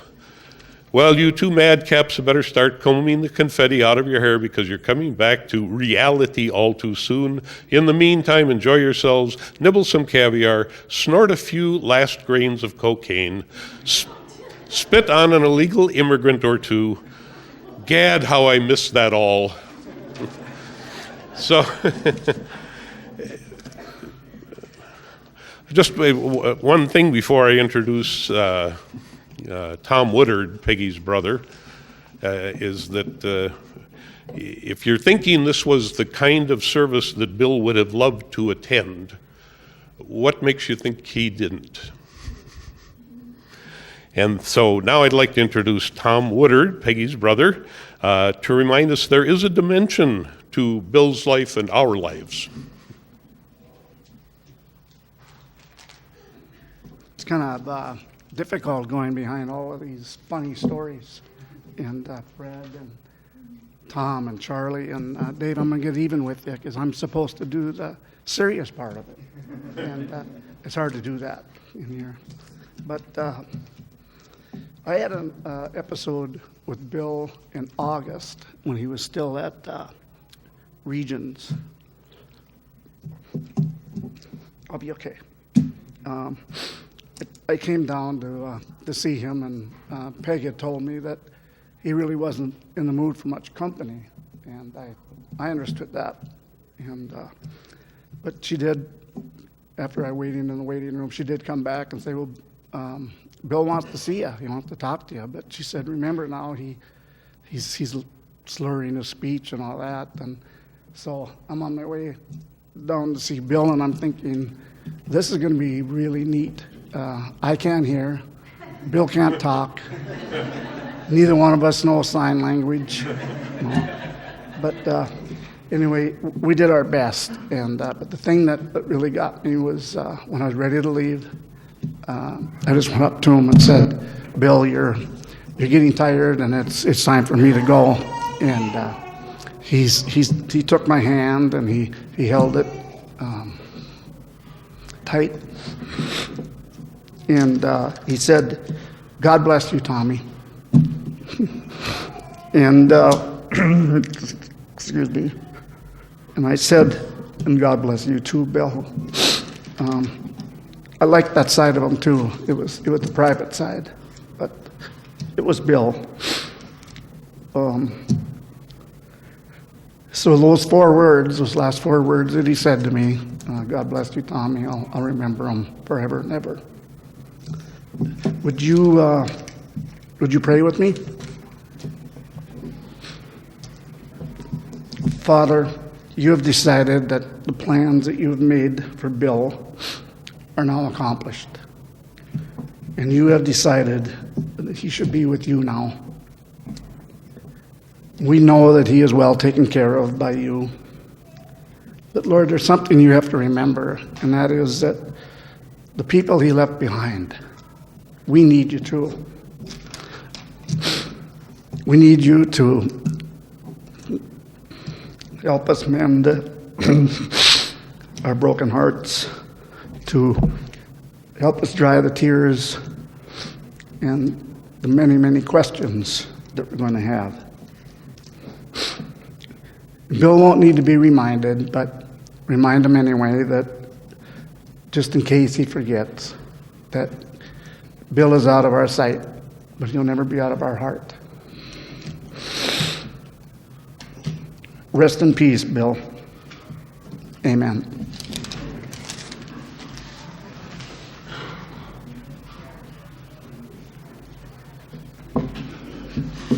Thank you, Tom.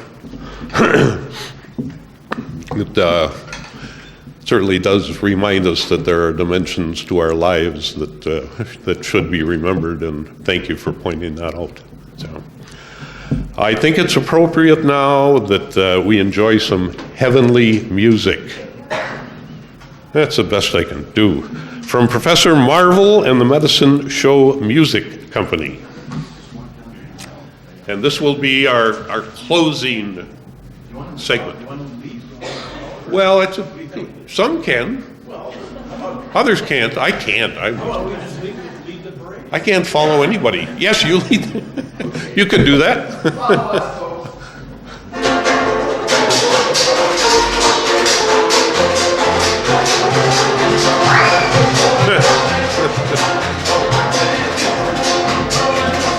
Oh, Martin.